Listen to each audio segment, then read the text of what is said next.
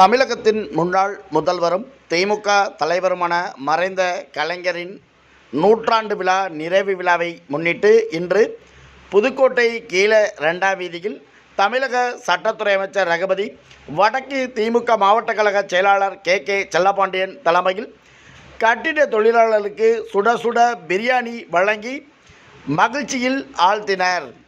தமிழகம் முழுவதும் இன்று ஜூன் 3ஆம் தேதி மறைந்த தமிழகத்தின் முன்னாள் முதல்வரும் திமுக தலைவருமான கலைஞரின் நூற்றாண்டு விழா நிறைவை ஒட்டி மாவட்டத்தின் பல்வேறு இடங்களில் இனிப்புகள் வழங்கி பல்வேறு நிகழ்ச்சிகள் நடத்தி கொண்டாடப்பட்டு வரும் நிலையில் இன்று புதுக்கோட்டை கீழ 2ஆம் வீதியில் உள்ள கட்டிட தொழிலாளர்கள் இருக்கும் இடத்தில் தமிழக சட்டத்துறை அமைச்சர் ரகுபதி, திமுக வடக்கு மாவட்ட கழக செயலாளர் கே செல்லப்பாண்டியன் ஆகியோரின் தலைமையில் கட்டிட தொழிலாளர்களுக்கு பிரியாணி வழங்கி மகிழ்ச்சியில் ஆழ்த்தினர்.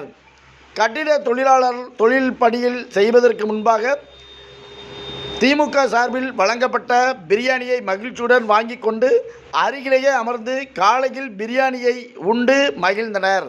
இந்த நிகழ்வில் திமுக புதுக்கோட்டை சட்டமன்ற உறுப்பினர் மருத்துவர் முத்துராஜா, மாநகர செயலாளர் செந்தில், மாநகராட்சி துணை மேயர் லியாக்கத் அலி, திமுக நிர்வாகிகள் சந்திரசேகரன், சுபசரவணன் உள்ளிட்ட நகர்மன்ற உறுப்பினர் கார்த்திக் மூர்த்தி உள்ளிட்ட திமுக மூத்த நிர்வாகிகள் பலரும் கலந்து கொண்டு சிறப்பித்தனர்.